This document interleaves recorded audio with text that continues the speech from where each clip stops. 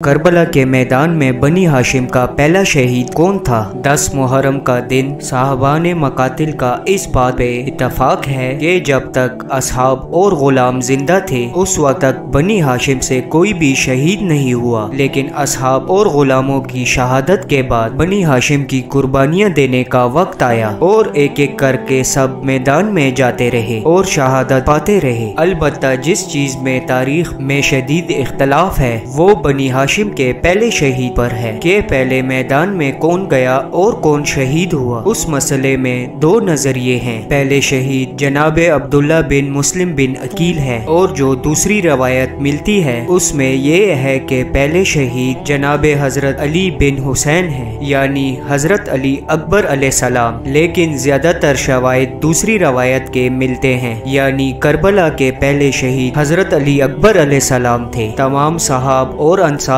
باوفا کی شہادت کے بعد بنی ہاشم کی باری آئی۔ بنی ہاشم کے جوانوں کی تعداد 32 نفر تھی۔ ان کے میدان میں جانے سے پہلے خود حضرت امام حسین علیہ السلام میدان میں جانے کے لیے آمادہ ہو گئے تو ان جوانوں نے امام علی مقام کے گرد گھیرا ڈالا اور امام حسین کے پاؤں پر اپنے آپ کو گرا دیا اور عرض کیا، آپ کی قدموں کی خاک پر قربان ہو جائے، جب تک ہم میں سے ایک بھی زندہ ہوگا آپ کو میدان میں جانے نہیں دیں گے۔ ان تمام جوانوں میں سے جو سب سے زیادہ دکھی دل تھے وہ حضرت امام حسین علیہ السلام کی غربت پر تڑپ رہے تھے۔ وہ آپ کے رشید جوان دلیر فرزند دل بند حضرت علی اکبر علیہ السلام تھے۔ بس انہوں نے اپنا سر بابا کے قدموں پر رکھ دیا اور عرض کیا، اے میرے مظلوم بابا، اللہ مجھے ایک لقطہ بھی آپ کے بعد زندہ نہ رکھے، آپ 1 گھنٹہ صبر کریں، اپنی جنگ کو موخر کریں تاکہ میں آپ علیہ السلام پر اپنی جان قربان کر سکوں، پھر آپ کی جو مرضی ہو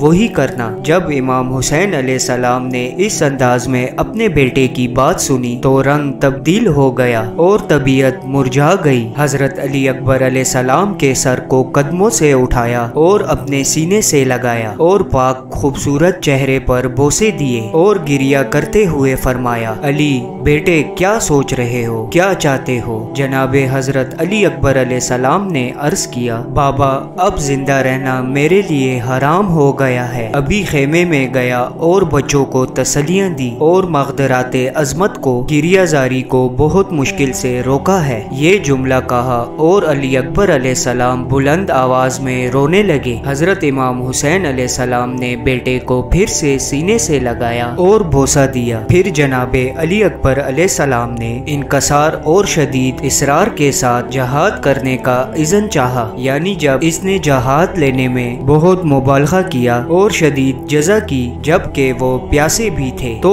امام حسین علیہ السلام نے انہیں اجازت دی، لیکن امام حسین علیہ السلام اس وقت حیران تھے کہ جب اجازت ملی تو جناب علی اکبر علیہ السلام بہت خوش اور مطمئن ہوئے اور میدان جانے کی تیاری کی۔ جب امام حسین علیہ السلام نے اپنے بیٹے کو جنگ کی تیاری کرتے ہوئے دیکھا تو اپنے عزیز کو پاس بلایا اور خود اپنے ہاتھوں سے جنگ کا لباس پہنایا۔ آپ کو امام حسین علیہ السلام نے اپنے ہاتھوں سے آراستہ کیا اور حضرت علی کی تلوار حمائل کی زرہ پہنائی اور پیغمبر اسلام کی سواری کے گھوڑے پر سوار کیا جس کا نام عقاب یا مرتجز تھا۔ روانگی کے وقت امام حسین علیہ السلام نے بارگاہ الہی میں ہاتھوں کو بلند کر کے کہا، اے میرے پالنے والے، اب تیری راہ میں میرا فرزند قربان ہونے جا رہا ہے جو صورت و سیرت میں تیرے محبوب حضرت محمد صلی اللہ علیہ وآلہ وسلم کی مشابہت رکھتا ہے۔ اے میرے مولا، جب بھی میں اپنی نانا کی زیارت کا مشتاق ہوتا ہوں تو اس کی صورت دیکھ لیا کرتا تھا، مالک اس کی تو ہی مدد فرمانا۔ میدان میں پہنچنے کے بعد حضرت علی اکبر علیہ السلام نے رجس پڑھی اور مقابلہ شروع ہو گیا اور ایسی زبردست جنگ ہوئی کہ دشمنوں کے دانتوں کے نیچے انگلیاں آ گئی، صفوں کی صفیں الٹ گئی، 120 دشمنوں کو واصل جہنم کر دیا۔ حضرت علی اکبر علیہ السلام جو 3 دن کے بھوکے اور پیاسے تھے باپ کی خدمت میں آ کر حاضر ہوئے اور عرض کی، بابا جان پیاس مار ڈالتی ہے، پانی کی کوئی سبیل کر دیجیے۔ امام حسین علیہ السلام کے پاس پانی کہاں تھا جو زخموں سے چور علی اکبر جیسے بیٹے کی آخری فرمائش پوری فرماتے۔ آپ نے کہا، بیٹا پانی تو تھوڑی थोड़ी देर बाद नाना जान ही पिलाएंगे, लिहाजा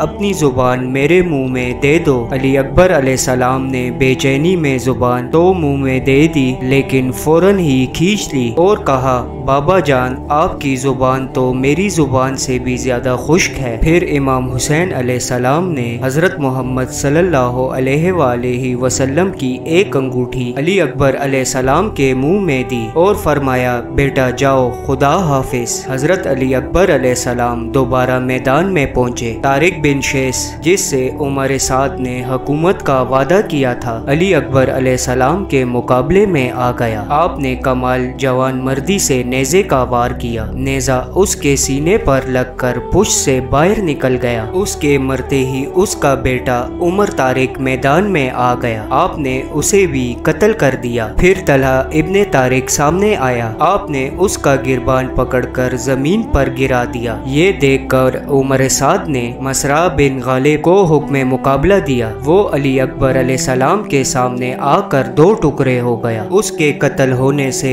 लश्कर में हलचल मच गई। उमर साद ने मुहक्किम बिन तुफैल और इब्ने नौफल को 2000 सवारों के साथ अली अकबर अलैहिस्सलाम पर हमला करने का हुक्म दिया। अली अकबर अलैहिस्सलाम ने निहायत दलेरी से हमले का जवाब दिया और उस प्यास से बेचैन होकर आप इमाम हुसैन अलैहिस्सलाम की खिदमत में फिर हाजिर हुए और पानी का सवाल किया। आपने फरमाया, बेटा अब तुम्हें साकी कौसर सैराब करेंगे, नूरे नजर जल जाओ। रसूल करीम सल्लल्लाहु अलैहि वसल्लम इंतजार फरमा रहे हैं। हजरत अली अकबर अलैहिस्सलाम मैदान में वापस आए। दुश्मनों ने हमला किया। आपने शेरों की तरह हमले का जवाब दिया और थोड़ी सी देर में ही 80 दुश्मनों को कत्ल कर डाला। बिल आखिर मुनक्स बिन मरवा अब्दी और इब्ने नुमैर ने सीने में नेज़ा मारा। आपके हाथ से तलवार छूट गई और आप घोड़े की गर्दन में लिपट गए। घोड़ा जिस तरफ से गुजरता आपके जिस्म पर तलवारें लगती थी, यहाँ तक कि आपका जिस्म पारा पारा हो गया और आपने सदा दी, बाबा जान खबर लीजिए।